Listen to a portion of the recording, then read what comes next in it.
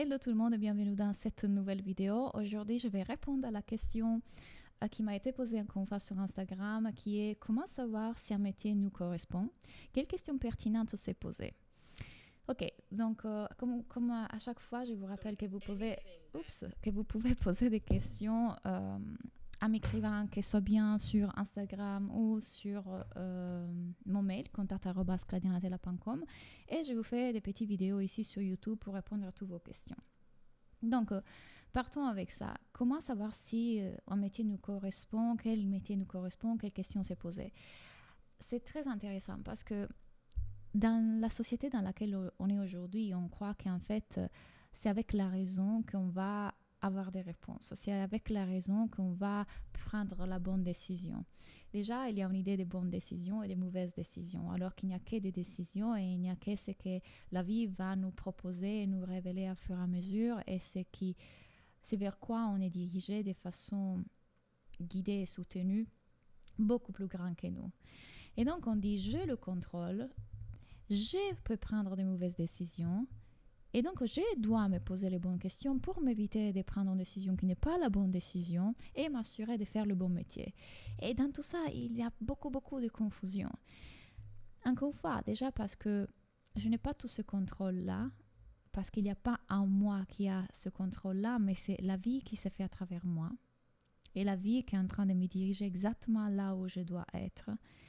L'idée qu'il y ait un bon métier pour moi, et il y a du coup un métier qui n'est pas le bon pour moi. Donc il y a quelque chose que je suis destinée à faire, quelque chose que je ne suis pas destinée à faire. Il y a cette idée de mission de vie. Donc j'ai une mission de vie et je dois absolument trouver ce qui est ma mission de vie. Et je dois absolument m'assurer de faire le bon choix encore une fois, parce que du coup il y a quelque chose qui serait terrible si je prends ce chemin-là. Alors que je suis persuadée qu'on n'est pas ici avec des missions de vie. On n'est pas ici avec je dois être enseignante, je dois être coach, je dois être, je sais pas, tarologue.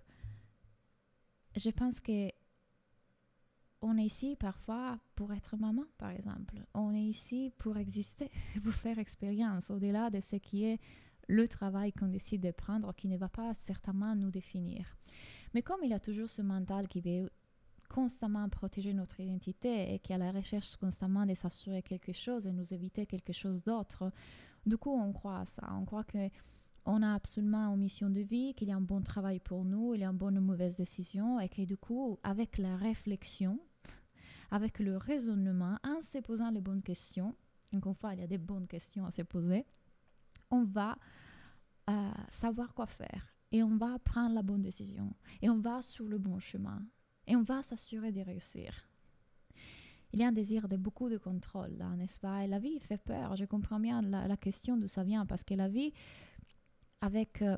ça peut faire peur au mental. Avec cette incertitude, on ne sait pas où on va, on n'en sait jamais rien. Et qui croit savoir, comme disait Socrate, sages sont ceux qui savent de ne pas savoir et qui font savoir à ceux qui croient savoir, qui ne savent pas non plus. Donc, on n'en sait rien. Personne de nous en sait où on va, qu'est-ce qui va se passer. Et on n'a pas le contrôle. Et dans la société occidentale dans laquelle on veut nous faire croire qu'on a le contrôle. Si tu penses des pensées positives et si tu fais ça et ça à l'école, et si tu prends son chemin, et si tu es plus rationnel et moins émotionnel, alors tu vas avoir ce que tu veux. Tu vas aller dans le bon chemin. Tu vas t'assurer la sécurité dans la vie. On n'en sait rien. Parce que qui a dit que même en faisant toutes ces choses-là, les choses vont exactement comme notre mental le veut? Et la chose plus intéressante, c'est aussi que notre mental veut que les choses se passent d'une certaine façon, mais ce dont on a besoin, ce n'est pas forcément ce que notre mental veut. Parfois, ce qu'on a besoin, c'est d'expérimenter la vie à travers des situations et des circonstances qui vont être un miroir de ces choses-là à l'intérieur de nous qui demandent notre attention.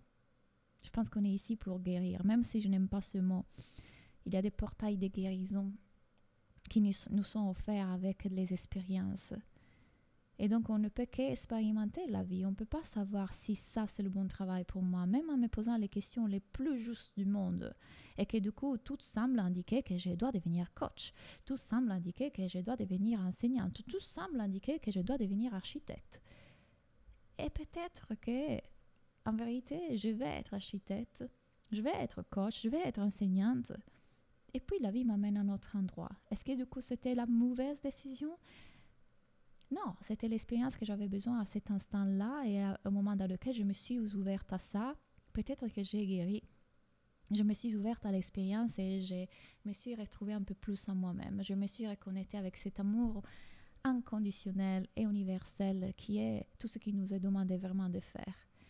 Donc, je peux vivre dans la peur de prendre la mauvaise décision et dans le tentative de vouloir contrôler, de trouver absolument le bon travail, la bonne mission de vie, le bon métier, ou alors, tout simplement, je laisse que la vie se révèle à moi et qui m'indique ce que pour l'instant, et c'est la chose que pour l'instant je dois faire, que je suis invitée à faire et qui est juste à cet instant-là, et je la suis et j'expérimente.